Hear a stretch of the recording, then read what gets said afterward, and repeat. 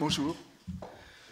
Donc, voilà, nous allons continuer à énumérer les éléments de l'architecture.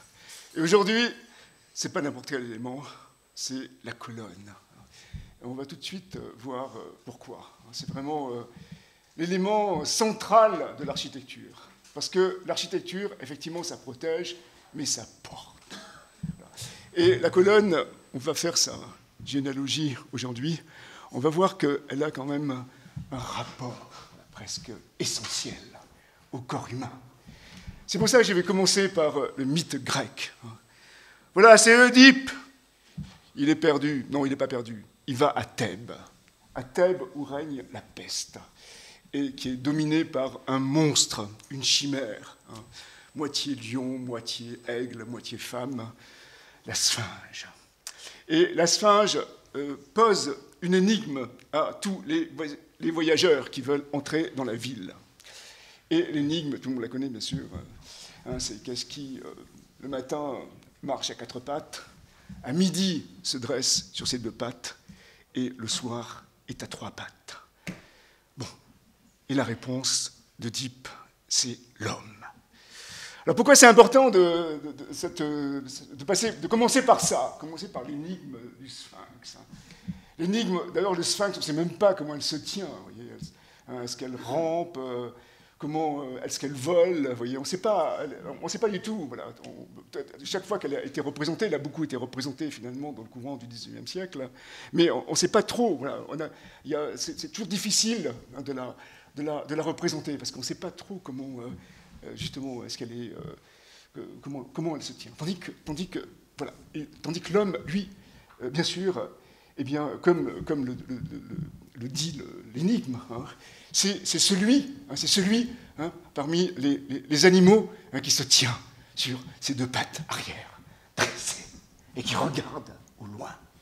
Voilà, la réponse, c'est l'homme. L'homme, c'est celui qui se dresse, et l'architecture, et la colonne, puisqu'on va le voir dans le courant du cours, mais c'est vrai que pendant longtemps, vous voyez, en tout cas pendant le classicisme, vous voyez, la grande question, quand on faisait un bâtiment, quand un architecte faisait une église, un palais, je ne sais pas quoi d'autre, eh bien, le seul choix qu'il avait pratiquement à faire, c'est choisir quel type de colonne. Voilà. Si c'était la colonne dorique, la colonne ionique, la colonne corinthienne. Et après, tout découlait de ça. Donc la colonne, quelque part, eh bien, elle est l'architecture. Et la colonne, quelque part, c'est l'élément de l'architecture qui atteste, vous voyez, et qui garde, qui a un côté testamentaire, voilà, et qui garde en mémoire, vous voyez, le fait que l'homme, parmi tous les animaux, c'est celui qui se dresse sur ses pattes arrière. Et la colonne aussi, elle marque, vous voyez, disons, le pacte fondamental qui existe, voilà, entre l'homme et l'architecture. Se dresser, voilà. Bon, voilà, se dresser, les menhirs de Karnak, voilà, c'est déjà, donc deuxième millénaire avant Jésus-Christ, voilà, c'est simplement des pierres dressées, voilà. Et ces pierres dressées, effectivement, voilà, elles attestent, elles confirment, voilà, la surrection humaine. Bon, bien sûr, la statuaire grecque, vous voyez, donc l'homme dressé, l'homme debout, l'homme aussi, voilà, dans lequel effectivement s'inscrit, vous voyez, donc la loi du monde, puisque effectivement, son corps, il est proportionné, vous voyez, donc la tête, elle a un tel rapport au reste du corps, les bras, vous voyez, et tout ça, et quelque part dans ce corps, vous voyez, eh bien, se trouve quelque part le chiffre de l'architecture, parce que l'architecture aussi, les éléments de l'architecture aussi, vont entretenir des rapports qui vont être entre eux, des rapports qui vont être similaires, des rapports que les membres du corps humain entretiennent entre eux. Voilà, le dorifort, l'Hercule, voilà, c'est une sorte de masse comme ça, qui se dresse. Et bien sûr, la colonne, comme je l'ai dit, donc à la fois elle se dresse, mais elle soulève et elle porte. Enfin, j'ai mis cette image-là, c'est vrai, parce que j'adore cette sculpture, c'est sidérant. C'est l'enlèvement des Sabines de Jean de Bologne. Je n'ai jamais rien vu de plus beau au monde, c'est vrai. Et c'est vrai que c'est fascinant, parce que quelque part, c'est tout un mouvement, voilà, c'est un soulèvement. Voilà, d'accord. Il y a trois éléments. Voilà, donc il y a la base, là, le sabin qui est foulé du pied. Hein, il y a le tronc, voilà, hein, c'est le romain, et il y a le couronnement, là, hein, la Sabine échevelée. Donc Paestum, c'est vrai que c'est peut-être un des plus beaux temples, le temple de Poséidon et le temple d'Héra, c'est peut-être les plus beaux temples grecs. Ils ne sont pas en Grèce, ils sont en Sicile. Non, ils sont près de Naples, donc à Paestum. Et c'est vrai que ces temples, d'ailleurs, comme le très beau temple de Ségeste, vous voyez, en Sicile, voilà, quand on y arrive, voilà, on a l'impression... C'est une chose qu'on a complètement perdue aujourd'hui quand on parle de colonnes ou quand on parle d'architecture. Mais vous voyez, quand on va voir le temple de Ségeste en Sicile, on marche comme ça dans la montagne, on le voit de loin, hein, et puis tout d'un coup, au détour d'un arbre ou d'une éminence, on le découvre. Là. Et ce temple, il se dresse, vous voyez, hein, comme l'Hercule tout à l'heure, parce que tout est fait, vous voyez, pour bien marquer le phénomène, hein, de sa surrection. Voilà. Hein, je préfère surrection à érection. Vous voyez, voilà. Hein, parce qu'il y a les emmarchements, le stylobate, hein, c'est pas plat, comme on le verra après dans l'architecture classique au XVIIIe siècle. Hein. Non, hein, il est légèrement renflé. Hein. Et les colonnes, putain, elles ne sont pas cylindriques, quoi. Elles sont galbées, vous voyez. Hein, et en plus, elles sont pas droites, vous voyez, parce que celles qui sont aux extrémités, elles sont légèrement obliques, hein, et elles se rapprochent. Hein. Tout est marqué, voilà, hein, pour signifier, voilà, l'arrachement au sol, hein, le soulèvement. Voilà. Bon, c'est pareil pour Paestum. Et je préfère Paestum que Ségeste quand même, parce que à Paestum, c'est vrai que les colonnes, elles ont des cannelures, voilà. Hein, et c'est un thème que je vais développer aujourd'hui. Et c'est vrai qu'elle capte, vous voyez, donc complètement la lumière, vous voyez, voilà. Non seulement elles captent la lumière, mais la lumière, elles vont la réfléchir, elles vont la diffuser, vous voyez, hein, à l'intérieur, non pas du temple, parce qu'effectivement, donc derrière les colonnes de Paestum, eh bien, du temple de Poséidon, il y a le mur, hein, de la Cella. Et c'est vrai que le mur de la Cella, il fonctionne comme une sorte de simès, vous voyez, hein, devant lesquelles les colonnes, elles se mettent complètement en scène. Voilà. Puis là aussi, quelque part, c'est clair. Voilà, hein. Comme d'ailleurs dit le grand architecte américain Louis Kahn, hein, il dit un truc, c'est vrai, enfin je crois que j'ai déjà dit ici, mais il dit un truc, il dit, voilà, l'architecture, ça commence quand il dit un truc comme ça, bon, je répète de mémoire, il dit que quand dans la déhiscence du mur surgit la colonne. Voilà, le mur, peut-être, c'est un truc vraiment trop archaïque. Vous voyez, et tout d'un coup, effectivement, la colonne surgit, hein, et tout d'un coup, donc, l'architecture vraiment apparaît.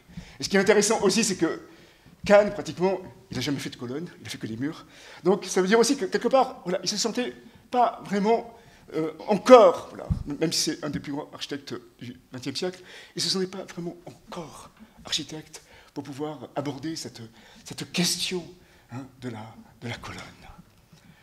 Voilà, hein, les deux temples, le temple de Poséidon, et puis derrière, encore plus archaïque, hein, le temple d'Héra. Et ce qui est très beau dans ces colonnes, je l'ai dit, elles sont galbées, voilà. Hein. Vous voyez, puis les chapiteaux doriques, là, ils sont très simples et ils sont très aplatis, vous voyez. Et après le chapiteau, donc, il y a une pierre, la bac. Hein, tout est fait, vous voyez, pour qu'on comprenne parfaitement, hein, la répartition des charges, hein, sur le fût de la colonne. Donc, il y a l'entablement, vous voyez, qui est composé de poutres en pierre, qui repose sur la bac, hein, et la bac, donc, il diffuse les charges sur le chapiteau, et qui les transmet, donc, au tambour, hein, superposé, hein, qui compose le corps de la colonne. Et ensuite, vous voyez, hein, ces colonnes, elles descendent pratiquement directement hein, sur le stylobate, donc les emmarchements qui forment le socle du temple. Bon, je ne vais pas revenir là-dessus, ces dessins choisis, je ne vais pas les commenter, mais voilà, ça permet de comprendre, vous voyez, donc, les différents composants de la colonne, parce que lui remarque effectivement qu'à l'origine, c'est une architecture de bois qui a été ensuite, disons, concrétisée dans la pierre, dans le marbre, hein, pour pouvoir durer. Bon, tout ça, c'est assez intéressant, c'est assez fascinant, mais ce n'est pas trop le cours d'aujourd'hui. Voilà, donc, allons à Athènes maintenant, voir les rectéions. C'est un truc aussi qui est sidérant, parce que là, justement, voilà, tout est dit quelque part, vous voyez, hein, parce que ce n'est pas des colonnes qui soutiennent l'entablement, ce sont des sculptures, hein, des chorés, là, hein, qui portent, comme auparavant, comme dans les pays méditerranéens, toujours aujourd'hui, vous voyez, les femmes portent des plateaux sur la tête, des cruches sur la tête, et là, ces femmes, elles portent, hein, sur leur tête, hein, la toiture, hein, de cette petite extension, hein, du temple. Et en même temps, vous voyez, elles permettent de comprendre. Là, c'est un petit peu ce que je disais tout à l'heure, vous voyez, c'est que la colonne, voilà, elle est là, hein, pour témoigner, hein, de la surrection humaine, hein, du fait que l'homme, comme le dit, hein, la réponse à l'énigme du Sphinx, hein, c'est celui qui se tient debout, hein, et qui regarde au loin.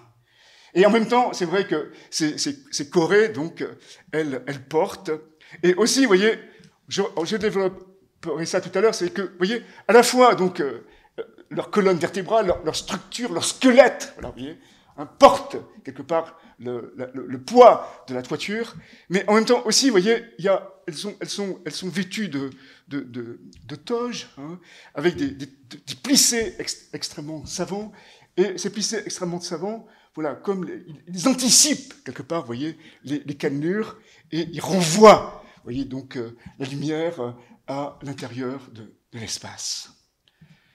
Voilà, donc ça c'est la période classique, c'est Vignol, voilà, après Vitruve, hein, c'est un petit peu ce que je disais tout à l'heure, vous voyez, donc effectivement, voilà, l'architecture, avant tout, c'était des ordres, hein, c'était des colonnes. Chaque colonne avait sa spécificité, sa qualité. Hein. Bon là, ils ont rajouté, ils en ont rajouté une, la première, mais voilà, il y a le dorique, voilà, vous voyez, c'est le corps de l'homme. Hein. Oui, ils ont mis le toscan, ils ont mis une colonne encore plus petite, hein, plus archaïque. Voilà. Après, il y a le dorique. Voilà. Le dorique, eh bien, c'est l'homme à maturité. Voilà, vous voyez. Hein, le ionique, c'est pareil, vous voyez. Hein, c'est la femme, voilà, dans toute sa gloire. Le corinthien, voilà, c'est la jeune femme, donc c'est le corps gracile, hein, de la jeune femme. Et le composite, hein, c'est le mixte. Voilà, entre le corinthien et le ionique.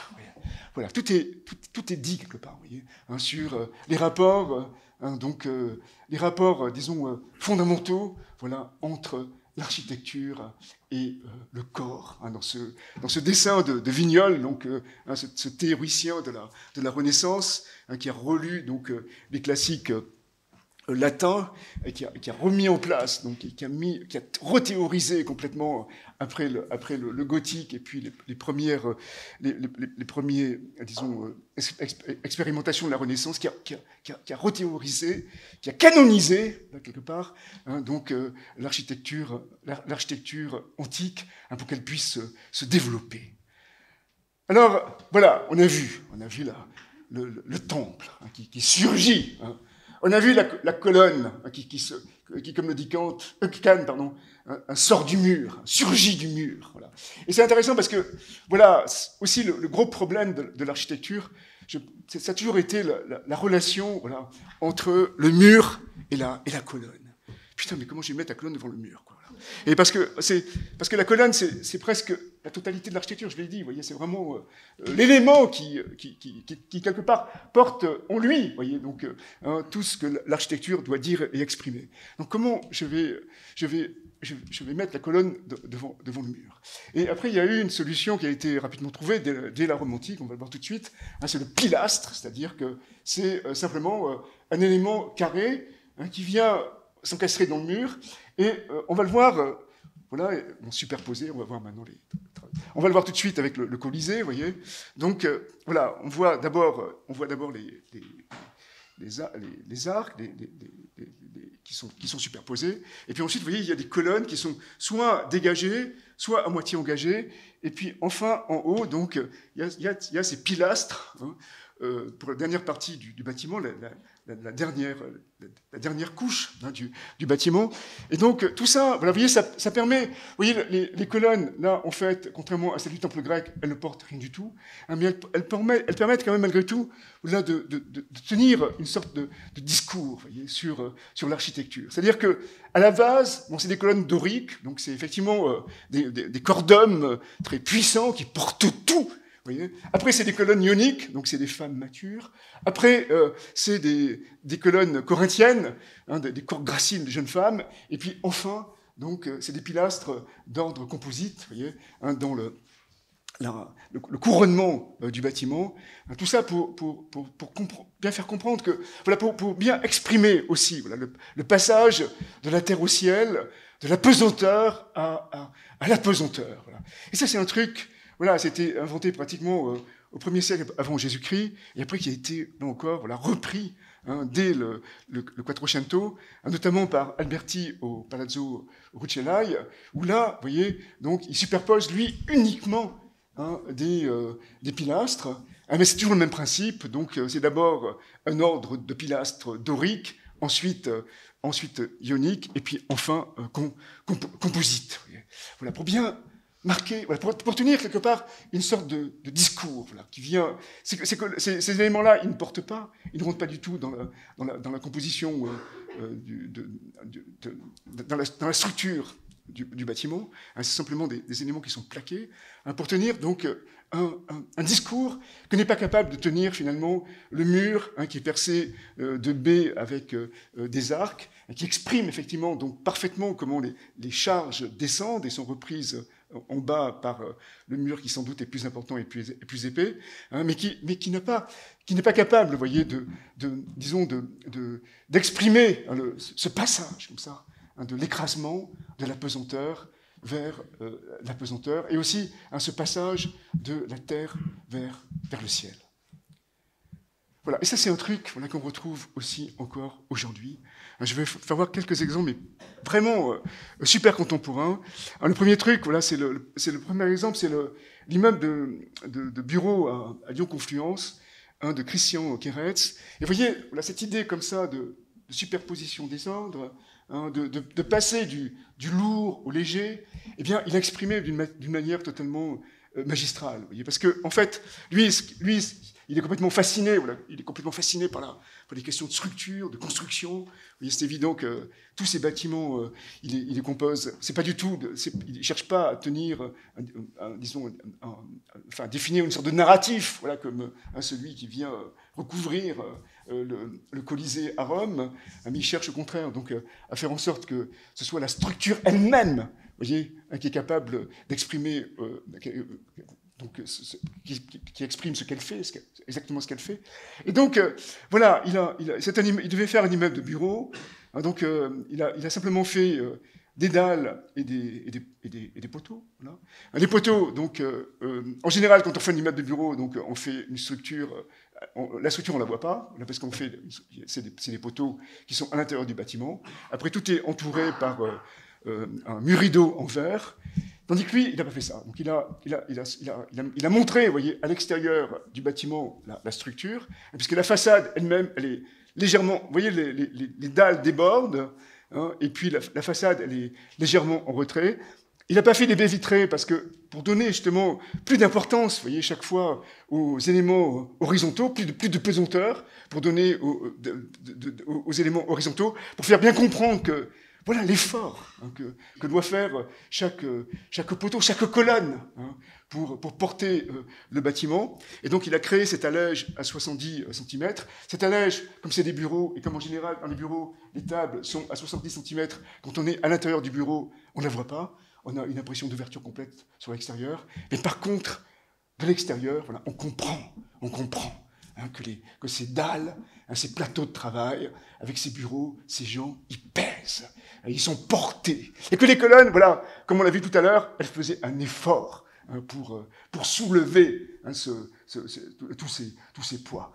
Et alors, ce qu'il a fait vraiment de super intéressant, c'est que vous voyez, les colonnes du bas, bon, bien sûr, comme elles portent plus que les autres, eh bien, elles sont plus épaisses. Vous voyez. Donc, elles sont plus épaisses. Après, celles du milieu, bon, elles sont plus fines. Et puis, celles du haut, elles sont encore plus fines.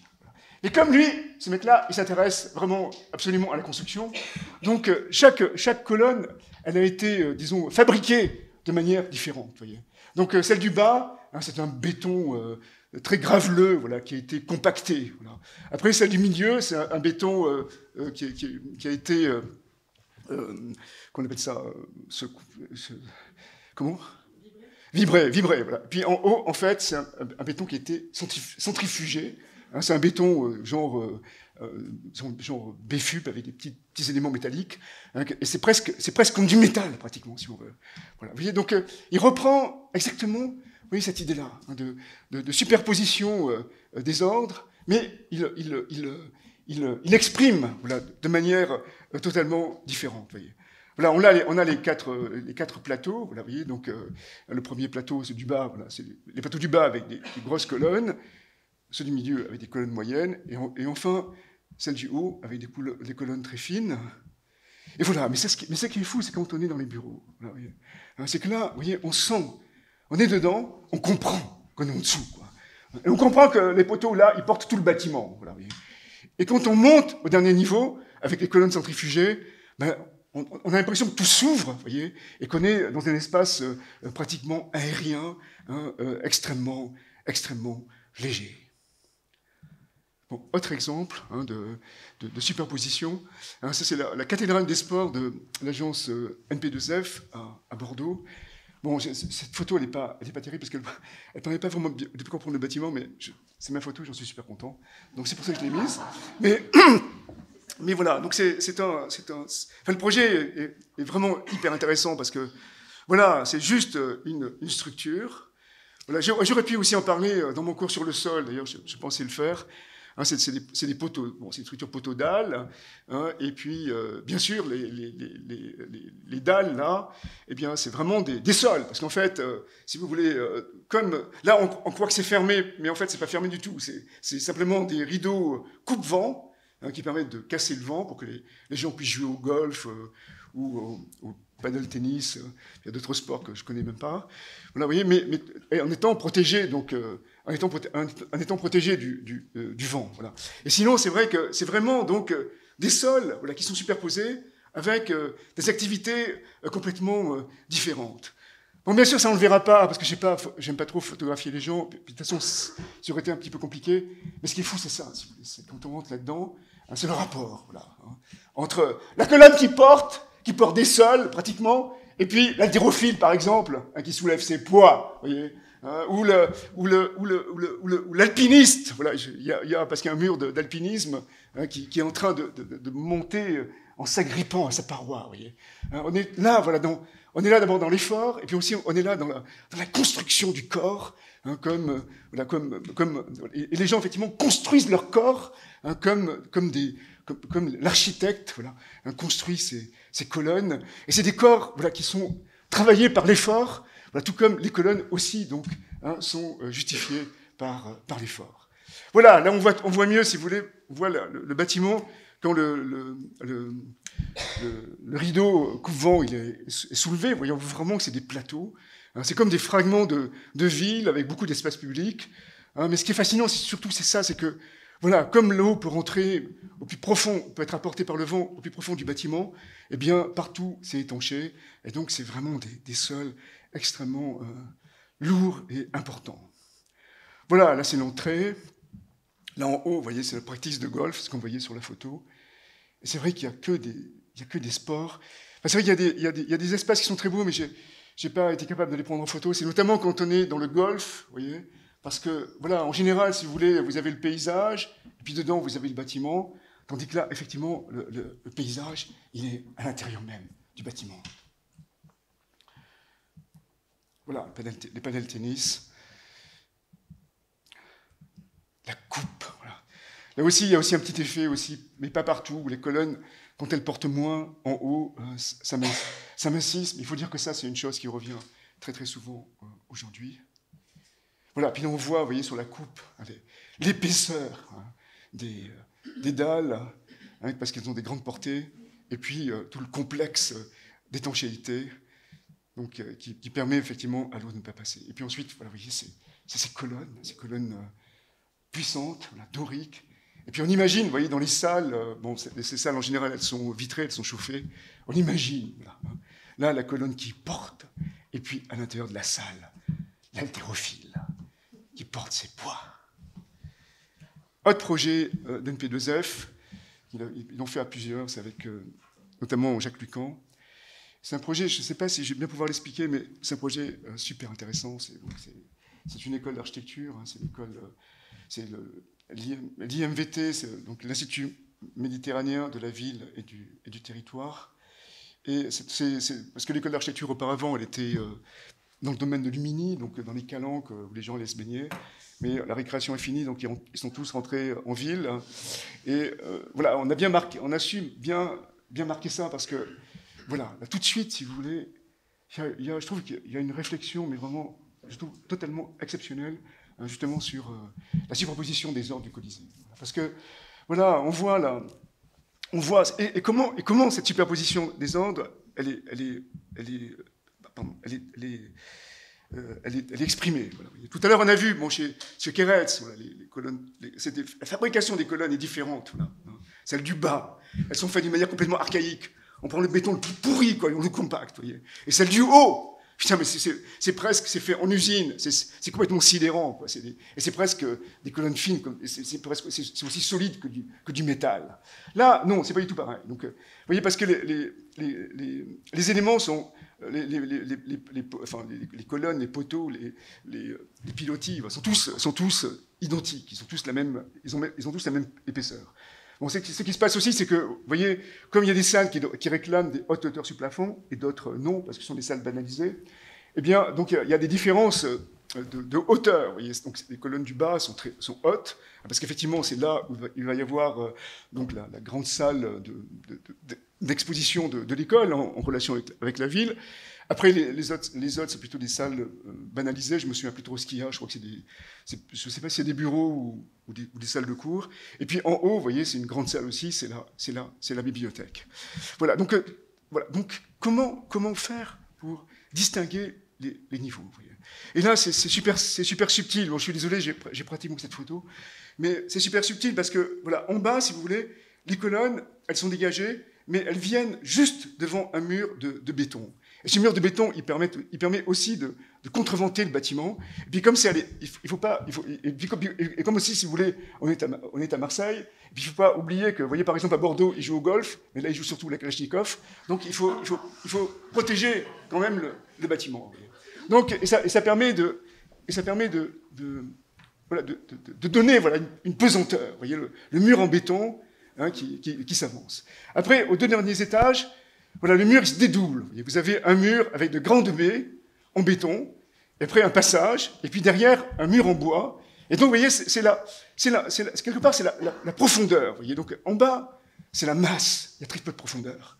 En haut, aux deux premiers niveaux, il y a une profondeur. Et au troisième niveau, la profondeur, elle est encore accentuée. Et surtout, il y a cette idée, mais enfin, que je trouve totalement géniale, c'est sûr, c'est d'avoir mis, vous voyez, des pare-soleils en béton, des pare-soleils en béton qui sont suspendus donc, à la structure du toit, hein, pour protéger donc efficacement la bibliothèque du rayonnement. Et tout ça, vous voyez, ça reprend, là encore, hein, des thèmes classiques, hein, comme par exemple la corniche qu'on a vue tout à l'heure au Palazzo Rucellai, mais dont je n'ai pas parlé, et qui permet de parfaitement dissocier, vous voyez, hein, les différents étages. Et ils se dissocient, justement, hein, parce que quand on les regarde depuis la porte d'Aix, hein, eh bien, effectivement, vous voyez, plus on monte, plus on voit, on a une impression de profondeur. Voilà. Plus c'est profond. Voilà. Hein, d'abord, il y a le mur qui arrête, hein, après, il y a un deuxième mur derrière le premier mur, et puis ensuite, donc, il y a ces éléments hein, qui sont suspendus, hein, et puis maintenus par des bracons en béton, hein, qui reprennent donc l'effet de la corniche. Voilà, l'axonométrie, bon, le bâtiment, je ne vais pas trop l'expliquer après, parce qu'il faudrait que j'y passe toute la journée, mais vraiment le plus important, en tout cas dans le cadre de ce cours, bien sûr, c'est la façade, vous voyez. Voilà, donc là, parce qu'on rentre à l'intérieur, donc il y a une grande cour. Bon, là, c'est aussi encore une autre référence à l'architecture classique. Hein. C'est plus la façade du Colisée, mais c'est plutôt le forum romain, parce qu'il y a un grand vide comme ça, hein, sur lequel viennent se greffer les différentes composantes de l'unité d'enseignement. Voilà cette idée de forum entouré de colonnes, avec des espaces très, très spécifiques. Bon, ce n'est pas des temples, les étudiants d'architecture ne prient pas. Bon, c'est pas sûr non plus. Enfin, bon, a priori non. Mais c'est des petits éléments comme ça qui viennent se greffer hein, sur l'espace public. Voilà, la façade. Et là, vous voyez le dernier étage, là, avec cette profondeur, et puis ces trucs fous, quoi. Ces grands panneaux de béton hein, qui forment des auvents, vous voyez, qui sont suspendus donc, à la poutre inversée du toit terrasse et qui sont ensuite donc, maintenus par des bracons métalliques. Voilà, puis c'est vrai qu'on voit la ville d'une autre manière, c'est vrai, voilà, on oublie qu'on est à Marseille, on la voit comme, effectivement, peut-être sous le Marseille des cités, c'est vrai qu'on revoit peut-être le Marseille antique, on voit la fondation grecque voilà, sous le Marseille d'aujourd'hui. Voilà, et ensuite, ce qui est bien aussi, c'est que les espaces, ça c'est la bibliothèque, ils sont complètement libres. À l'intérieur, il n'y a pratiquement pas de cloisonnement. C'est des cloisonnements en bois, donc soit qui peuvent coulisser, pivoter, ou des rideaux. Voilà. Hein, donc, voilà, on a vraiment l'impression d'habiter voilà, dans une sorte de classicisme retrouvé, un petit peu comme dans le tableau de Poussin, là, et in Arcadia ego. Moi aussi, j'étais en Arcadie, voilà, parce qu'il n'y a rien. Il y a juste, bon, dans le tableau de Poussin, c'est juste un tombeau, voilà. Et là, c'est pareil, c'est juste des colonnes voilà, qui soutiennent le bâtiment. Et le bâtiment, il est complètement ouvert sur la ville. Il n'y a pas de cloison. Voilà, là, c'est des rideaux. Là, je crois que c'est des cloisons, mais vous voyez, elles pivotent, ou elles pivotent toutes pratiquement. Donc, on peut faire un gigantesque espace pour avoir l'impression, voilà, vraiment de vivre donc, entre les colonnes. Voilà. Sa vie d'étudiant, donc, passer sa vie d'étudiant entre les colonnes. Et regardez la ville, voilà, à travers le filtre de la colonne. Hein. Il te rappelle. Quoi. Hein, quand tu dessines une colonne, quand tu dessines un bâtiment, eh bien, tu fais quelque chose qui est de l'ordre du testamentaire, hein, puisque tu rappelles que l'homme, il est debout et pas vautré par terre, ou comme le sphinx. Hein, c'est le truc impossible à peindre. D'ailleurs, je vous invite à regarder toutes les toiles d'Oedipe et le sphinx du XIXe siècle. Je veux dire, ça a dû être un cauchemar pour les peintres d'imaginer voilà, comment représenter cet être composite. Voilà, dernier exemple pour la superposition, c'est un tout petit projet, un projet de concours qui a perdu d'ailleurs, et qui a perdu parce que je crois que le jury a dit que c'était un projet, disons, postmoderne, je ne sais pas quoi. Voilà, alors que, voilà, c'est un projet, un tout petit projet dans Paris, un projet de logement, voilà, vous voyez, et ce mec-là, donc, Boris Boucher, donc, voilà, il a réussi, voilà, vous voyez, à faire un très très beau bâtiment classique, c'est une sorte de cour circulaire, voilà, vous voyez, scandée par des colonnes, un peu comme la cour de Charles Quint, là, dans le palais, je ne sais pas où, en Espagne, là, peu importe, c'est la cour, des cours à colonnes, c'est assez rare dans l'architecture, c'est vrai, mais c'est toujours un truc magnifique. Et là, c'est vraiment un fragment de cour à colonnes, et surtout, en plus, c'est ça, c'est que, voilà, on la voit, oui, c'est une petite rue dans le 15e arrondissement, là. Et en fait, le bâtiment a juste cette partie-là, cette façade-là sur la rue, vous voyez, Voilà. Mais en fait, lui, il n'a pas traité vraiment la façade sur la rue. Il a été très, très modeste, très effacé. Mais simplement, la façade principale, voilà, elle est en retrait. Là, vous voyez. Et donc, et bien sûr, donc, elle utilise la superposition des colonnes, ce qui lui donne, vous voyez, une très forte monumentalité. Mais la monumentalité, bien sûr, elle est pondérée complètement, hein, puisque cette façade à colonne, elle ne donne pas directement sur la rue. On la voit simplement, vous voyez, en transparence, à travers le jardin, et puis au-dessus du petit bâtiment mitoyen. Voilà, c'est un peu, d'ailleurs, oui, ça peut rappeler hein, le projet de l'IMVT de l'NP2F, Jacques Lucan et autres, hein, cette idée comme ça d'avoir du logement social, mais putain, avoir du logement social avec des colonnes, et de voir la ville, voilà, vous voyez, à travers une colonnade. Et aussi, vous voyez, il y a tout un discours comme ça, oui, ça rappelle, ça permet d'avoir des... Enfin, c'est ça qui est fort dans l'architecture, c'est quand oui, il y a des tas de correspondances comme ça qui se mettent à jour. Vous voyez, tout le monde a entendu parler donc, des ruines romaines à Rome, effectivement. Donc il y a beaucoup de palais qui ont été construits donc, sur des théâtres, sur des antiques. Voilà. Et là, c'est un tout petit peu la même chose. C'est comme si, effectivement, dans un bâtiment dont on ne connaîtrait plus l'origine, eh bien, était venu habité, vous voyez, était squatté, vous voyez, donc par du logement social.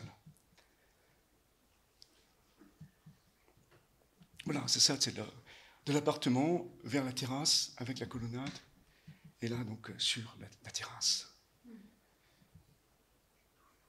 Réinventer la colonne, c'est sûr que... Oui, je pense que c'est réinventer la colonne, c'est sûr. Là, si on est architecte, on doit se poser cette question-là une fois dans sa vie, quoi, putain. Je vais réinventer la colonne, c'est clair. C'est comme ça, c'est pas vrai. Voilà. Première réinvention, si on veut, c'est pas vraiment une réinvention, mais ça c'est le projet peut-être que je préfère de Le Corbusier, c'est vrai, parce que je crois que je l'ai fait souvent voir, mais parce que voilà, d'abord c'est pas un projet, hein, c'est juste, disons, un schéma hein, qui montre une structure. Donc la structure, qu'est-ce qu'on voit sur l'image? On voit des dalles qui sont assez épaisses, parce qu'effectivement, il faut quand même qu'elles aient une certaine inertie. Et après, on voit les poteaux qui sont le plus fins possible, là, parce qu'effectivement, c'est ce que permet le béton armé. On peut faire des gros poteaux, et on peut faire des poteaux très fins, en les ferraillant au maximum. Et donc voilà, donc il y a cette idée comme ça, d'avoir donc des poteaux. En plus, ils sont carrés, ils ne sont même pas ronds. Mais surtout, l'idée de Le Corbusier, c'est de dire que voilà, ça c'est la structure, et moi je te dis que cette structure-là, ben, c'est plus beau que le temple grec, et c'est plus beau que le temple de Paestum. Et ça, c'est ça le truc, je pense, de l'architecture. C'est un peu ce qu'on doit faire quand on est architecte. Hein, c'est-à-dire, voilà, je prends un truc simple, j'y réfléchis bien, et putain, tu vas voir, ça sera mieux quoi, que le temple de Paestum, ou le temple de Ségeste, tu vois.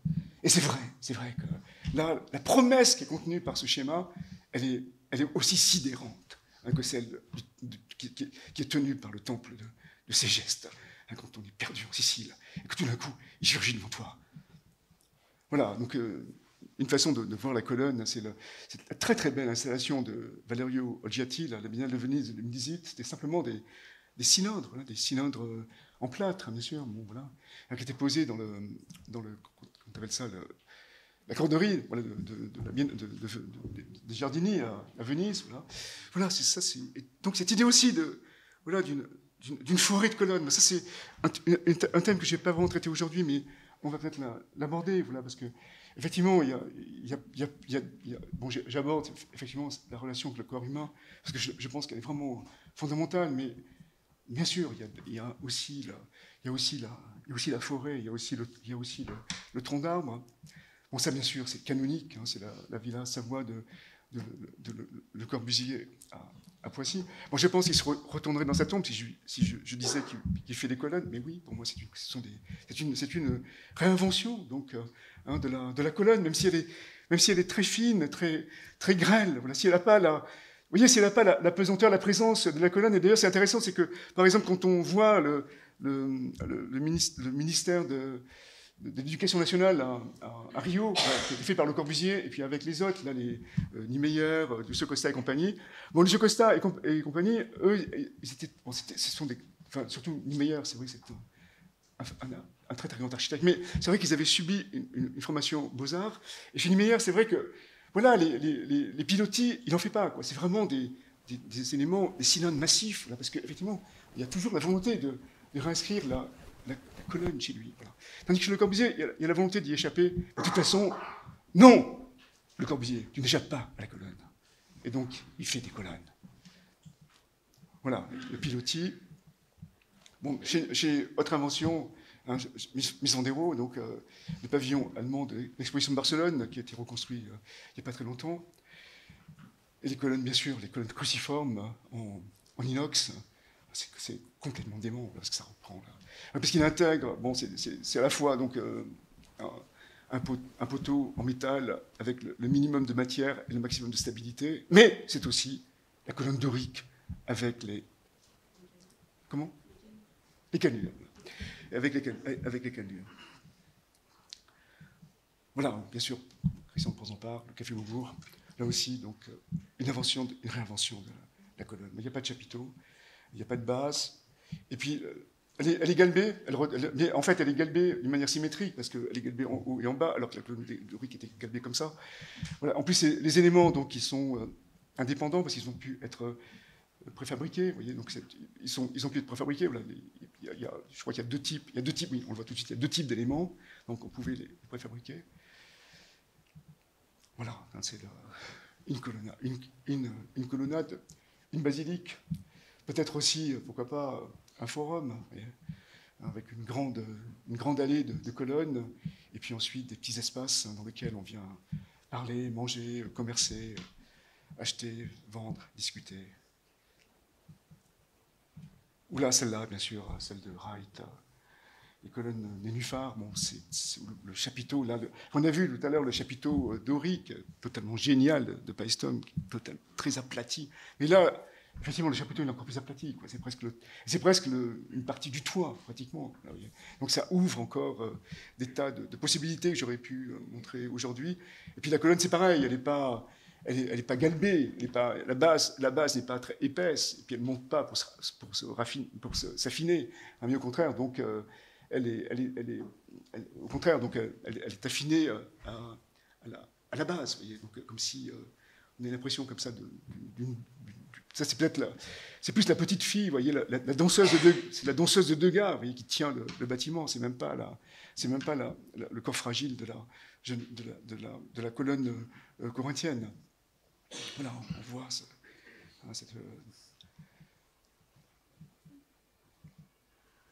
ou encore, bien sûr, chez Breuer, c'est vrai que c'est le mec aussi qui a vraiment travaillé, qui a cherché à réinventer d'une manière presque cubiste, vous voyez, la colonne, là c'est le siège d'IBM à la Gode, donc sur la Côte d'Azur, enfin près de Montsartou.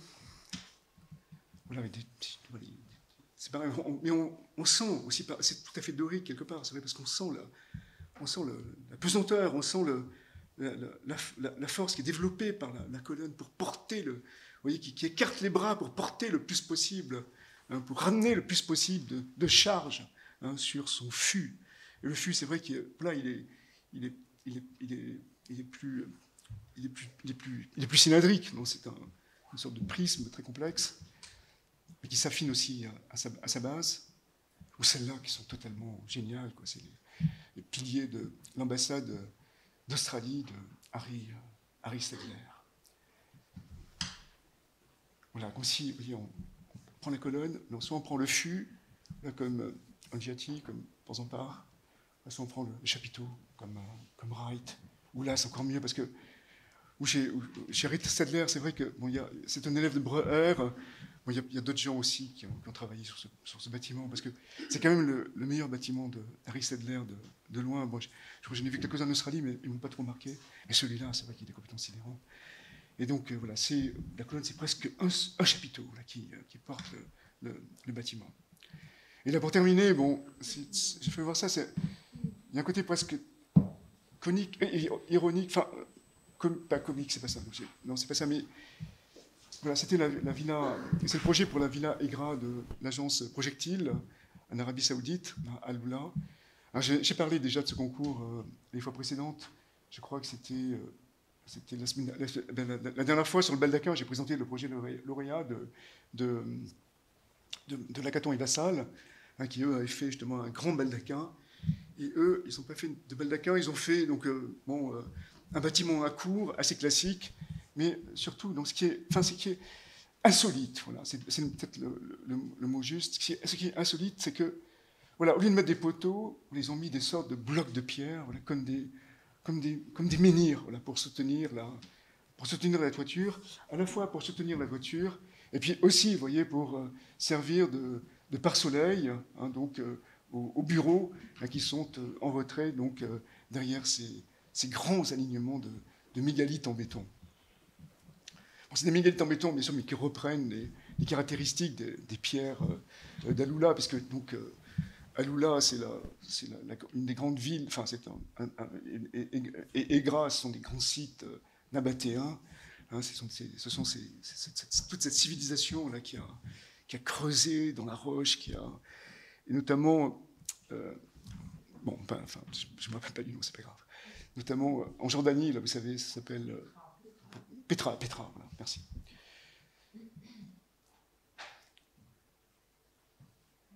Voilà, Voilà, ce qui permet maintenant de revenir sur cette question du drapé. Voilà. Je sais pas, c'était je crois que c'était en octobre, j'avais une discussion avec un mec qui s'appelle Bernard Quiraud, voilà.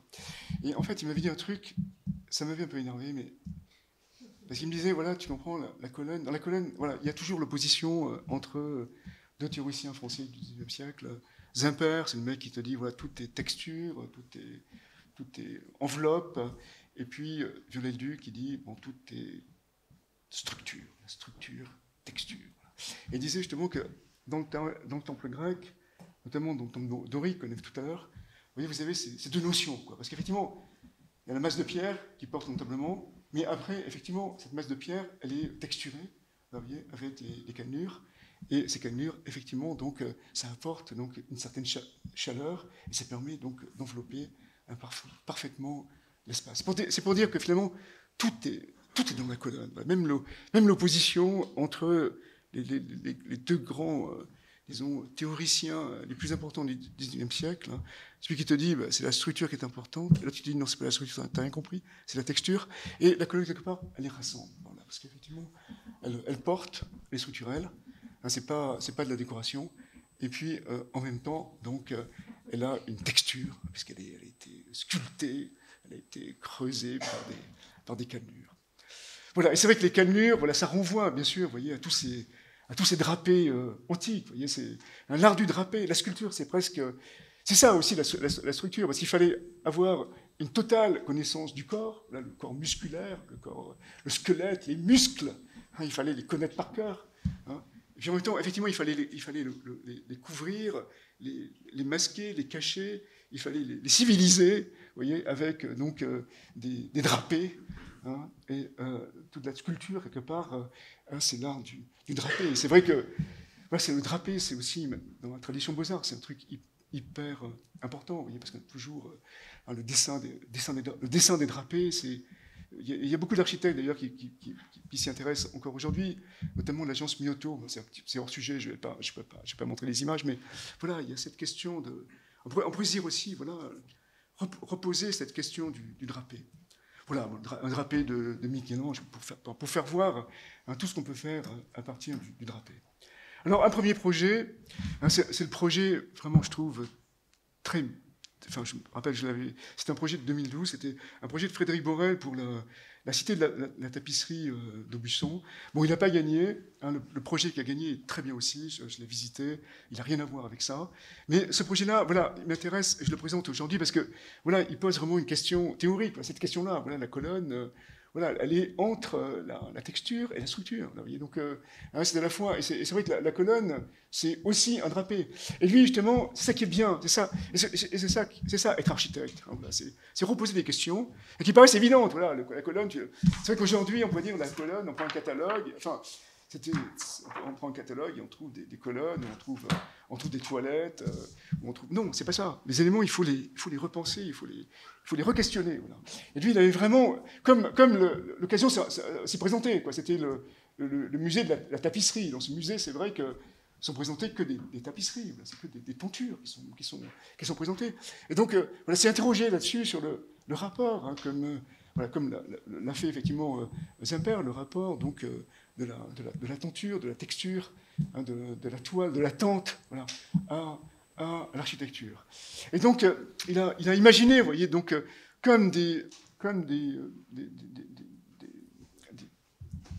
tapisseries, voilà, qui seraient suspendues donc, à la dalle, voilà, qui descendraient, voilà, qui rentreraient en torsion, voilà, comme ça. Et puis après, il a considéré que ces éléments-là, hein, qui étaient décoratifs, qui permettaient effectivement de déterminer l'espace d'exposition, et puis déterminer l'espace d'exposition, voilà, d'une manière, disons, je ne dirais pas confortable, j'aime pas ce mot-là, mais disons englobante, vous voyez, vraiment, oui, imaginez un espace où on se sent protégé au maximum avec, non pas ces parois englobantes, mais ces colonnes englobantes, là, vous voyez. Et alors petit à petit, là, il a travaillé, il a fait ça. Et puis à la fin, bon, ça c'est le bâtiment, c'est l'extension, hein, donc voilà, c'est comme un rideau, voilà, par moment. Et puis à d'autres moments, effectivement, donc c'est comme des fragments de toile, hein, qui tombent du plafond, mais en fait ces fragments de toile, ils ne tombent pas du plafond, mais ils portent le plafond. Voilà, on voit le contexte, vous voyez. Le bâtiment cruciforme, c'était le bâtiment existant, et puis ensuite, donc, c'est l'extension. Voilà, puis on voit, vous voyez, donc, dans l'extension, hein, comment tous ces éléments, voilà, donc, bon, les murs qui forment des rideaux, mais c'est pas ça qui nous intéresse aujourd'hui, mais surtout, donc, à l'intérieur même de l'espace, hein, les colonnes, hein, qui se donnent comme des tissus torsadés, et puis justement qui font aussi référence, quelque part, vous voyez, une colonne dont je n'ai pas parlé, parce qu'elle est un peu compliquée, elle est un peu particulière, hein, c'est la colonne torse, vous voyez, hein. C'est des colonnes, bon, elles ne rentrent pas dans la classification, mais c'est des colonnes, dans l'architecture classique, on disait que c'était des colonnes du temple de Salomon. Et d'ailleurs, oui, ça par contre j'aurais pu le faire voir, hein, c'est quand le Bernin a fait son baldaquin à Saint-Pierre, donc il a utilisé donc, des colonnes torses. Voilà, hein, des colonnes torses, à la fois des colonnes torses, hein, et puis des textures, hein, qui s'enroulent. Et quelque part, voilà, c'est une origine de la colonne. Voilà, peut-être ça l'origine de la colonne, finalement. Oui, c'est une texture qui s'enroule, hein, qui se solidifie et qui porte des masses et des tonnes et des tonnes. Voilà le projet d'espace d'exposition avec ces éléments comme ça, hein, ces éléments texturés, hein, qui, comme ils sont courbés, ils se rigidifient et ils peuvent porter la dalle en haut. Bon, autre exemple, donc, c'est Christian de Porzampar. Et ça, c'est un drapé, parce que lui aussi s'est beaucoup intéressé, il a beaucoup dessiné, bien sûr, et lui aussi s'est posé la question du drapé. Hein, c'est un dessin qu'il a fait en 1976. Et voilà, on voit donc le cadre d'une chaise, et puis donc un drapé. Voilà, quelque part, c'est comme si la colonne était dissociée, quelque part. Là, il y a la structure, et puis après, donc, il y a le drapé qui vient l'habiller, voilà, quelque part. Voilà. Et ça, c'est son projet, donc je vais parler de maintenant. C'est la boutique Dior à Genève, et je trouve que voilà, elle est intéressante, voilà, parce que justement, elle pose cette question-là, hein, la question que je posais tout à l'heure, qui est surgie là, dans ma conversation avec Bernard Quiraud, c'est lui qui me l'a dit, c'est vrai. Mais en fait, j'avais déjà réfléchi, ça m'est revenu après, mais voilà, cette idée que voilà, la colonne, donc, elle a un côté presque un tout petit peu schizophrénique, puisque à la fois, effectivement, elle porte et elle enveloppe. Et là, c'est vrai qu'il a poussé la schizophrénie de la colonne au maximum, hein, parce que ces colonnes, si vous voulez, elles se déploient complètement comme des fragments de mur, voilà, qui protègent de la lumière, hein, qui filtrent la lumière, et puis en même temps, elles portent, puisqu'elles ont une âme en métal, hein, qui permet, vous voyez, donc, à l'angle des deux rues, hein, de porter les dalles, hein, de la boutique Dior. Voilà, bien sûr, elles sont légèrement texturées, vous voyez, extrêmement travaillées. Il y a des petites cannelures. c'est des dessins préparatoires avec un travail sur différents types de cannelures. Mais voilà, c'est l'idée comme ça où on découpe légèrement, vous voyez, le fait que la colonne porte et qu'elle elle enveloppe. Voilà. Les deux sont légèrement, disons, dissociés, découplés. Voilà. Voilà, là on voit, vous voyez, l'axonométrie qui fait voir l'âme métallique hein, qui porte à la fois donc, les coques hein, des colonnes extérieures, et puis aussi qui portent, et les âmes métalliques qui sont habillées par les coques et qui portent les dalles de la boutique. Voilà, puis après tout ce qu'on peut faire après à l'intérieur, c'est vrai que ça aurait été formidable, ça pourrait être formidable. Mais c'est vrai qu'après la décoration, c'est Dior, donc c'est assez particulier.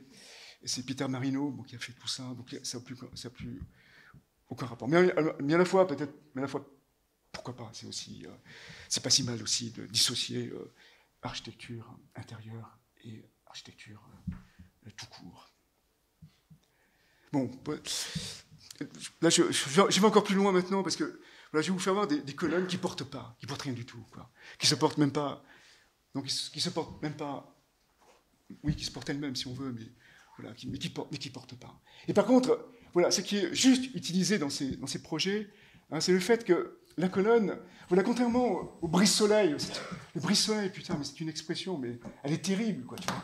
Ça veut dire on va prendre les rayons de soleil et puis on va les casser à coups de barre de fer. Oui, c'est un truc de fou, quoi. Voilà. Alors que là, on va voir, c'est autre chose parce que la colonne, voilà, elle permet, vous voyez, avec sa texture, voilà, elle permet de diffuser la lumière donc à l'intérieur du bâtiment. C'est vraiment un filtre. Et ces deux projets, bon, c'est vrai que c'est le même architecte qui les a faits. Hein, c'est Emmanuel et Laurent Baudouin, avec, là, ici, Yves Risser, et dans notre cas, l'agence MGM. Et c'est vrai que ces deux projets, quand même, qui sont, dans sa production, je trouve qu'ils sont vraiment totalement différents de ce qu'il a fait. En même temps, ça le sauve complètement, parce que c'est des projets géniaux. Quoi, voilà. Voilà, ça, c'est la médiathèque de Grasse. Donc, c'est en plein cœur de ville, à Grasse. Bon, c'est une ville, voilà, c'est un village perché, vous voyez, un petit peu à l'origine, un peu comme dans toute la Méditerranée, où c'est des villages qui sont perchés pour éviter les incursions pirates qui sont presque fortifiées. Et là, c'est hyper ancien. Voilà, toutes les maisons sont toutes les unes sur les autres. Et donc, quand ils ont commencé à faire le chantier, il y a des tas de maisons qui ont fini par s'écrouler, etc. Enfin, on imagine le truc que ça a pu être. Et là, c'est vraiment au cœur de la ville. Et ce qu'il y a de fou, c'est que, voilà, là aussi c'est pareil. On a l'impression du surgissement, voilà, et on voit la colonne. Mais là encore, c'est complètement découplé. Le surgissement, il est donné parce que, effectivement, quand on arrive là, c'est une place, disons, qui a été, je n'ai pas les photos, mais qui a été réalisée par l'agence qui a fait ça. Oui, l'agence qui a fait la place devant le truc. Oui, Stoa, merci. L'agence Stoa. Et donc, vraiment, la place, elle est très réussie parce que c'est une sorte d'amphithéâtre. Là, on descend, il y a toujours des gens qui s'assoient, qui regardent, qui jouent, qui parlent. Parce qu'il faut dire que là, Grasse, c'est assez étendu. On a vraiment l'impression d'être un tout petit village donc, des Alpes-Maritimes, comme il y en a beaucoup. Et donc, voilà. Et donc, les gradins descendent, et puis ensuite, le bâtiment, il se dresse. Et putain, on ne sait pas comment il tient. Quoi. Alors, on ne sait pas comment il tient parce que, enfin, je vais essayer de l'expliquer tout à l'heure. Et voilà, il surgit vraiment. Il surgit, et on voit les colonnes. Et les colonnes, non, elles portent rien. C'est vraiment donc, mais elles définissent l'enveloppe du bâtiment, la texture du bâtiment. Vous voyez, elles sont très resserrées. Je crois qu'il y a juste 5 cm entre les colonnes.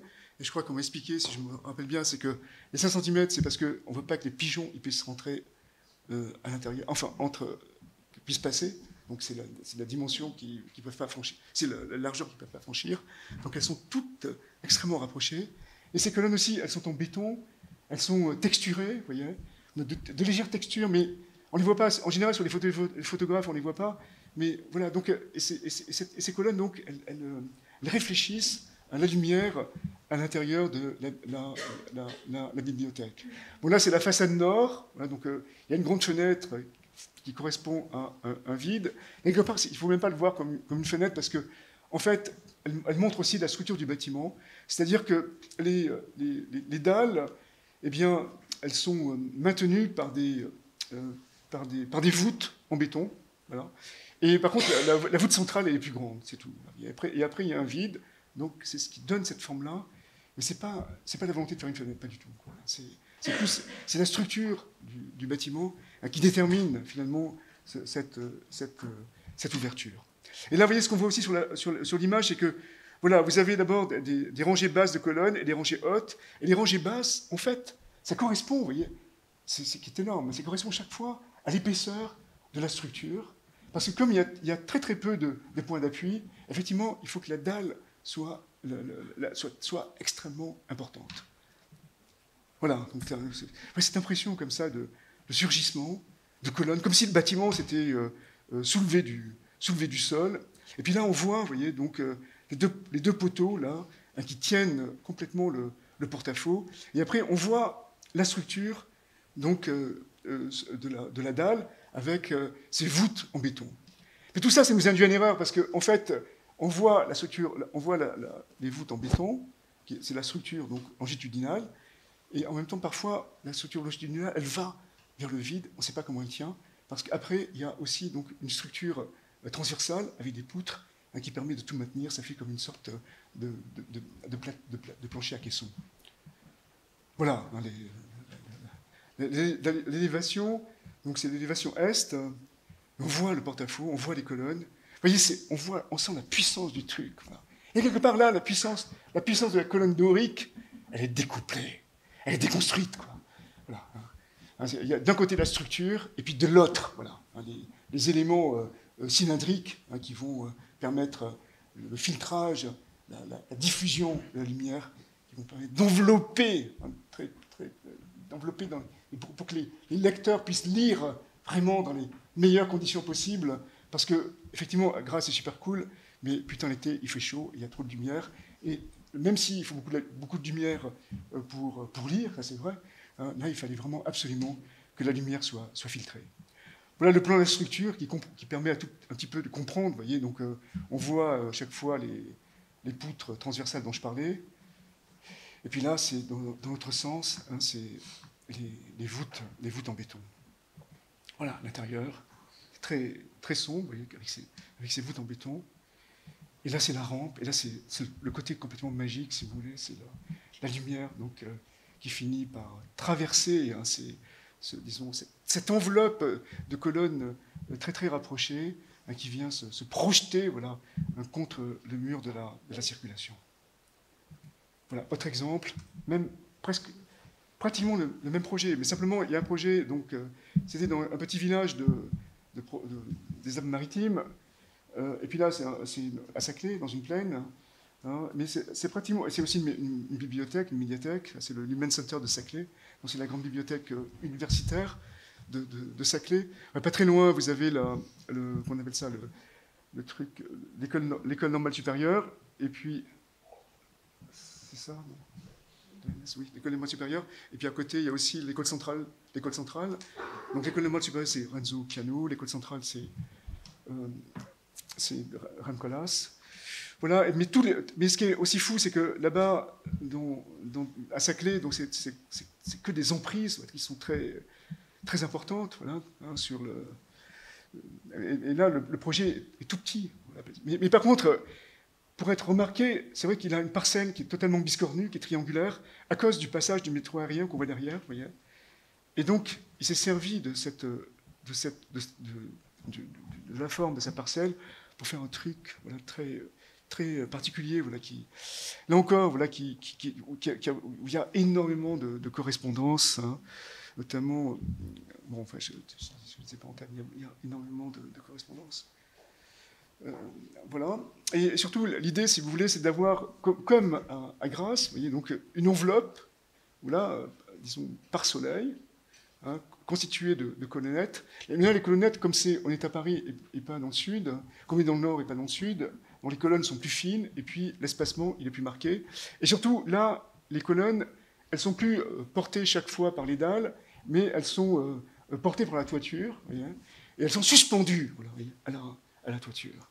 Et ensuite, ces colonnes, donc, elles déterminent comme un grand manteau, voilà. Le grand manteau, il est très ample au sud, donc il vient très loin du bloc construit, et il touche pratiquement la bibliothèque au nord, parce qu'il n'y a pas de soleil, et donc pour permettre, vous voyez, de ce travail comme ça de la lumière. Voilà hein, le plan. Voilà, c'est un plan voilà, qui rappelle effectivement l'architecture de Scharoun en Allemagne. Après, il y a tout un jeu de correspondance énorme. Je n'aurais pas parce que c'est pas vraiment des références, c'est pas ça. Mais voilà, ce que j'aime aussi dans ces bâtiments, c'est que voilà, ils traversent. On a l'impression qu'ils traversent complètement toute l'histoire de l'architecture. Voyez. Donc là, à la fois, c'est Scharoun, mais c'est aussi Louis Kahn, parce qu'il y a un grand centre vide, comme la bibliothèque d'Exeter. Et puis, dans notre projet à Grasse, c'est vrai qu'il y a une référence, je trouve. Enfin, en tout cas, ça me l'évoque. Je ne sais pas si. Bon, je pense qu'ils la connaissent parce que tous les architectes la connaissent, mais c'est la tombe du boulanger là sur la Via Appia à Rome, et qui est composée aussi comme ça c'est pas des colonnes, c'est des trucs, c'est des fûts où le boulanger mettait sa farine, mais on a cette impression comme ça d'un bâtiment complètement compact et composé de colonnes. Voilà, oui, c'est ça. Donc, les deux pots hein, se dissocient, et puis les colonnes donc, ont chaque fois des rythmes différents, qui sont pas, qui ont un rythme différent. Elles sont cette fois, elles sont pas portées, elles ne portent pas la toiture, mais elles sont suspendues donc à la toiture. Voilà, ça à l'intérieur, il y a une trame comme ça, donc orthogonale, hein, qui porte les poutres, qui s'avancent au sud et qui soutiennent la toiture. Et ça, c'est tous les effets que l'on peut avoir, tous les effets de lumière qu'on peut avoir, et toute la diffusion très, très particulière voilà, qui est donnée, très douce. Voilà, parce que là, on n'est pas dans le registre du brise-soleil, putain, qui va te... Voilà, comme on va te péter la gueule. Non, c'est pas ça. Là, c'est vraiment un truc, la lumière rentre, et puis elle est diffusée par les formes arrondies des colonnes, et elle se propage, voilà, adoucie presque partout. Le sixième ordre, presque pour terminer, c'est ça. C'est un dessin de Rob Krier, non, Léon Krier, pardon, excusez-moi. Je l'ai retrouvé, c'est un architecte qui était super important quand j'étais étudiant, enfin, tout le monde le connaissait. Et c'est vrai que c'est un type qui a vraiment... Il était très important. Il a fait beaucoup de dessins, et et surtout, voilà, j'aurais pu les montrer, ces dessins, c'est vrai, parce que c'était aussi un des artisans, si vous voulez, voyez, dans les années 78, enfin, à la fin des années 70, du retour, voilà, donc une sorte de réflexion sur, disons, le poids le poids du passé. Revenir un peu, voilà, comme je disais tout à l'heure, en regardant les bâtiments de Rambaud-Baudoin, voilà, quand il fait un bâtiment, même si effectivement c'est des bâtiments modernes, mais c'est toujours inscrit dans la modernité, enfin, ils font c'est pas des références, mais voilà, ils traversent, voilà, comme un héros, ils traversent toutes les couches, vous voyez, de l'histoire de l'architecture. Et donc Robert Krier, lui, c'est pareil, il avait fait des dessins, il a fait notamment un très très beau projet pour la Villette, c'est vrai, j'aurais pu le montrer, avec des grandes colonnes, des grandes stoas, voilà, vous voyez, qui rappelle aussi d'ailleurs le projet de NP2F que j'ai fait voir, avec la référence toujours donc, au forum romain, vous voyez, c'est un grand vide entouré de stoas avec des équipements derrière. Et lui, à la fin du livre dont il était le principal rédacteur, Architecture rationnelle, en 78, il y avait ce dessin, alors, vraiment très, très bizarre. Quoi, là. C'est le sixième ordre, non, la fin de l'architecture, le sixième ordre. On a vu tout à l'heure les 5 ordres, vous voyez, donc l'ordre corinthien. Comme si, vous voyez, après le corps de la jeune femme, l'ordre corinthien, le corps de l'homme, etc., c'était le retour à la barbarie. Quoi, donc voilà, c'était des colonnes en béton avec des fers en attente. Donc ça m'a un peu interpellé, bien sûr, parce que moi, j'avais fait un truc sur la Grèce, j'avais fait le pavillon grec à la Biennale de Venise de 2002, hein, c'était Athènes Absolute Réalisme, et je m'étais beaucoup intéressé. Donc, architecture comme ça, de faire un attente. Donc, parce qu'en fait, ce qui était fascinant, enfin, un des aspects qui m'avait intéressé, mais il y avait d'autres encore, je ne me rappelle plus, un des aspects qui m'avait intéressé, c'est, vous voyez, c'est le côté vitaliste, vous voyez, de cette... enfin, ce que nomme la fin de l'architecture, de Krier, on pourrait dire que c'est au contraire, c'est un début, parce que, voilà, la colonne, voilà, quelque part, potentiellement, vous voyez, donc elle fait signe, vous voyez, vers d'autres possibilités, enfin, vers une sorte de progression infinie, voilà, parce qu'on peut rajouter des étages et des étages. Et là, c'est un petit peu comme ça en Grèce, bon, c'est moins le cas maintenant, mais en 2002, voilà, c'était le cas, vous voyez, il y avait des tas de zones autour d'Athènes, hein, avec des fers en attente, pour plusieurs raisons, notamment une raison administrative, parce que tant qu'on n'a pas fini sa maison, on ne paie pas de taxes locales, mais surtout, vous voyez, pour l'idée de dire que, voilà, ce sont des bâtiments qui sont en perpétuelle gestation. Voilà, autant voilà, et puis aussi, il y a cette idée aussi qui m'a toujours intéressé de développer, c'est cette opposition entre l'architecture du pouvoir, on dit voilà, c'est comme ça, et c'est pas autrement, et la colonne dorique, tu la dessines comme ça, et tu la dessines pas autrement, et puis l'architecture de la puissance, ça c'est au contraire, hein, là tout est possible. Je canalise, vous voyez, donc presque une infinité de possibles. Hein, je fige rien. Hein, je canalise une infinité de possibles en mettant simplement mes fers en attente. Bon, c'est un peu laborieux, mais tout ça pour introduire maintenant donc, au travail de Eduardo Sotonemura. Hein, bon, tout le monde le sait, tout le monde connaît ce projet, parce que voilà, il avait fait un marché, c'était son premier projet, peut-être, à Braga, parce que je crois qu'il avait de la famille là-bas, enfin, il connaissait le maire de Braga. D'ailleurs, le terrain à côté appartenait à un de ses cousins, etc. Donc, voilà, il a pu faire sa première œuvre d'importance. On ne sait jamais avec lui, parce qu'il a tellement construit, et puis ses œuvres, ça va du stade à l'extension de la maison de sa sœur, ou le toit de son boulanger, etc. Mais voilà, il a fait énormément de projets. Mais là, voilà, là c'était sa première œuvre, le marché. Et là encore, voyez, on revient donc, voyez, au grand thème classique dont on a parlé tout à l'heure, notamment pour l'IMVT d'MV2F, voyez, refaire un forum avec des colonnes, ou une basilique, voilà, voyez, faire des rangées de colonnes, et puis le protéger par un toit. Et puis après, effectivement, dans cet espace-là, dans ce forum, on ne va pas parler de politique, on ne va pas parler de philosophie, mais voilà, le poissonnier va découper ses poissons, le boucher va découper sa viande, et ça va donner effectivement, quelque part, une sorte de pesanteur, toujours pareil, un peu, enfin, une sorte d'aura classique, vous voyez, hein, donc à tous ces gestes les plus quotidiens, vous voyez, ça va les mettre dans une perspective, voilà, disons, un peu monumentale, comme ça. Voilà. C'est vrai que voilà, c'est sûr que quand on va sur son boucher, qui coupe la viande, des fois, on peut avoir envie de pleurer, on peut avoir peur, je ne sais pas quoi. Mais si le boucher est à côté, peut-être entouré de colonnes, peut-être les choses sont différentes, c'est clair. Voilà, là, on comprend. Voilà. On assume, voilà, disons, son caractère de carnivore. Voilà, c'est comme ça. Voilà. Donc ça, c'était donc le marché, c'était une gigantesque halle. Voilà, donc on rentrait par là. Voilà, oui, donc, avec des colonnes très classiques, un toit soulevé. Et puis d'un côté, vous voyez, donc c'était les poissonniers. De l'autre côté, je crois que c'était les bouchers. Et puis au centre, c'était les marchands de légumes. Voilà, mais tout ça, un jour, tout ça, c'est devenu un lieu totalement invivable, parce que les gens ne se rendaient plus au marché, préféraient aller au supermarché.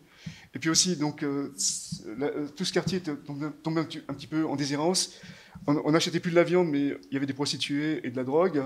Donc voilà, c'était un truc absolument impossible. Et surtout, la toiture, bon, je n'ai pas fait voir la coupe, mais elle était très compliquée, parce qu'en fait, l'eau qui est recueillie par la toiture, elle descend par les colonnes.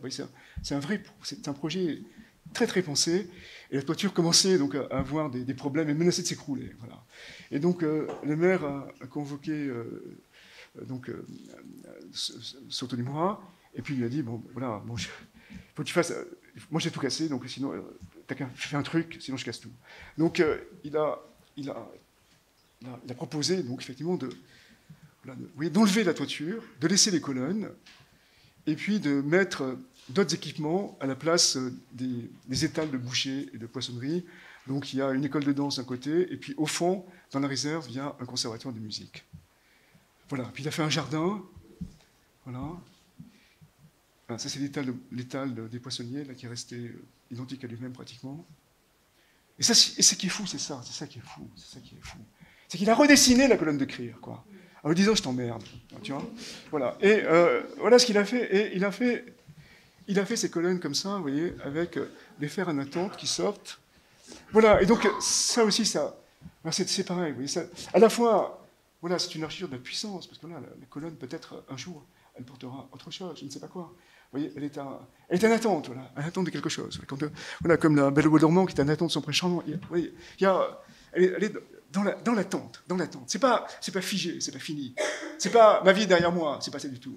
Je suis dans l'attente. Ma vie, j'ai vécu, mais peut-être que demain, elle va recommencer. Donc déjà, il y a ça, cette idée d'attente. Et ensuite, vous voyez, il y a l'idée des arbres. Vous voyez, voilà. Et toujours, bien sûr, la colonne comme arbre, puisque l'autre origine de la colonne, que j'aurais pu développer à la place de celle du corps, c'est celle de la hutte primitive de Marc-Antoine Logier, de dire que voilà, la colonne, avec les acanthes, etc., eh bien, c'est une représentation de l'arbre. Bon, c'est pas du tout la voie que j'ai choisie, puisque je pense que le corps, c'est beaucoup plus fort. Pour finir, voilà, tout est colonne, Voilà, mais tout est colonne, c'est sûr. Voilà, vous voyez. Voilà, on voit le truc de Giorgio Chirico, l'énigme d'une journée. L'énigme, on y revient. Voilà. L'énigme, c'est que voilà, l'homme est dressé, quoi, tu vois. Et ensuite, voilà, et quelque part, l'architecture, elle est là pour commémorer le moment de sa surrection. Donc, les cheminées d'usine, c'est pas des cheminées d'usine, avant tout, c'est des colonnes. Voilà. Les arches, les arcs, les piliers, c'est pas des piliers, c'est des colonnes. Tout est colonne. Et là, par exemple, la tour rose, eh bien, c'est une colonne. Voilà. Ou alors, un autre peintre aussi que j'adore trop, c'est Charles Schiller. C'est pareil, tout est colonne. C'est un paysage industriel. Il dit paysage classique parce qu'effectivement, voilà, les silos, vous voyez, il y a du grain dedans, mais voilà, ça peut être des colonnes. La cheminée d'usine, il y a de la fumée, mais c'est des colonnes. Vous voyez, tout est colonne. Voilà. Et on peut bien sûr habiter la colonne, vous voyez. Ça, c'est le truc de Siméon le stylite, là, le Syrien, là, vous voyez, quand tout commençait à déconner dans l'Empire romain d'Orient, là, voilà. Et donc, quand il cherche à échapper à la décadence, et il monte seul sur sa colonne. Donc là aussi, voilà, il y a cette idée aussi, j'ai développé dans le cours de l'escalier. Voilà, c'est vrai que voilà, l'architecture, ce qui permet de se dresser, de s'élever. Et donc, il a vécu, je crois, la moitié de sa vie sur la colonne. Sa colonne, il faisait l'objet d'un véritable culte. Des tas de populations, des pèlerins venaient le voir, lui parler, lui apporter à manger. Il montait ça avec une corde. Voilà, l'idée de... Voilà, on habite, voilà, on peut habiter la colonne. Bon, un projet de colonne, voilà, c'est la maison de François de Monville à Retz. Bon, c'est vrai que cette photo, je l'ai prise, je sais pas ce qu'il en est de ce bâtiment aujourd'hui, parce que je l'avais vu il y a, je sais pas, peut-être il y a 40 ans, un truc comme ça. Puis je me rappelle, la propriété était complètement fermée, il y avait des grillages partout. Bon, moi, j'ai pas de voiture, j'ai demandé à mon oncle de m'amener là-bas, puis le pauvre, comme il est plus grand que moi, il était resté coincé dans le souterrain, et puis je me suis même pas occupé de lui, je suis parti prendre des photos. Bon, ok, d'accord, c'est pas grave. Voilà, donc c'est une colonne, vous voyez, avec des cannures, c'est une colonne habitée, voilà. C'est une folie, un palais, voilà, vous voyez. Mais c'est aussi une colonne habitée. Voilà, puis à la place d'avoir des fûts, voilà, vous voyez, c'est des superpositions comme ça de salons avec un escalier hélicoïdal au centre. Bon, la colonne, bien sûr, il y a le célèbre le célèbre projet de concours pour le Chicago Tribune de Adolf Loos. C'est une colonne dorique. Bon, il y a aussi, bien sûr, le projet de gratte-ciel pour le Chicago, pour Rensselaer. Pour ça, j'ai beaucoup hésité pour ne pas en faire une sorte de thématique essentielle du truc. Mais finalement, j'ai renoncé, parce que je pense que c'est... Mais voilà, en tout cas, voilà, on peut se poser des questions. Tout est colonne. Voilà, même ta bite est une colonne. Tout est colonne. Voilà. Et pour terminer, voilà, c'est une colonne. Un autre architecte, je ne sais pas qui m'a dit ça, que peut-être Jean-Patrice Calori. Non, c'est peut-être pas toi. Tu m'avais dit que donc, Eduardo Sotomayor, il ne faisait pas de colonne, contrairement quand il faisait une tour, voilà, contrairement à César. Et en fait, non, ça c'est le bâtiment qu'il a fait à Port. Moi, c'est pas toi, donc c'est Laurent Baudouin, pardon. Bon, Laurent Baudouin, donc là il me dit ça, d'accord. Mais en fait, pas du tout, puisque là, donc c'est la tour qu'il a fait, la tour Burgot à Porto. Et pour moi, putain, c'est une colonne, mais c'est évident, quoi. C'est une colonne dorique. Voyez. Bon, d'accord, elle est de section carrée, elle n'est pas circulaire, elle n'est pas cylindrique. Ah, mais vous voyez, voilà enfin, la manière dont elle est faite. Vous voyez, puis en plus, la colonne, c'est vrai que malgré tout, c'est une architecture standard, un petit peu, parce que c'est des fûts qui sont posés les uns sur les autres. Vous voyez. Et là, pratiquement, tout est standard. C'est comme un immeuble Kapla. Donc il y a un grand noyau central, parce que, effectivement, c'est une tour très haute, et puis donc il y a la réglementation portugaise très particulière. Donc il y a un énorme noyau central, et après c'est complètement libre. Donc c'est pareil, c'est des gigantesques caissons qui viennent prendre appui sur les façades. Et puis les façades, donc la façade, ça je crois que c'est la façade. C'est la façade est, donc vous voyez, elle est plus opaque. La façade nord, elle est complètement ouverte. La façade ouest, elle est plus opaque. Et après, vous voyez, il y a une colonne qui est dressée et l'autre colonne qui est, comme on le voit souvent quand on visite les sites antiques en Grèce, à Olympie, je me rappelle, voilà, je ne sais pas si les archéologues ils font des sortes de mise en scène, donc il y a la colonne qui est droite, il y a la colonne qui est allongée. Et là, c'est pareil. Donc il y a le fragment de colonne qui est droit, le fragment de colonne qui est allongé. Voilà, c'est construit, c'est pensé. C'est l'architecture modulaire, c'est de l'architecture standard. Voilà. On rentre voilà, dans le bâtiment, voilà, à l'extérieur, voilà, tout peut être décomposé. Enfin, on peut parfaitement comprendre comment les choses tiennent. Voilà, puis on rentre, vous voyez, comme il y a une portée énorme, donc la dalle est très épaisse, donc c'est une dalle à caisson. Et donc, voilà, cette colonne, elle s'affirme hein, dans le paysage. La plus grande rue de Porto, hein, c'est la voie.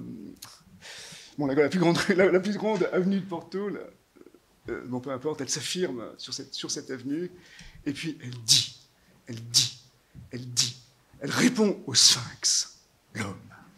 Merci.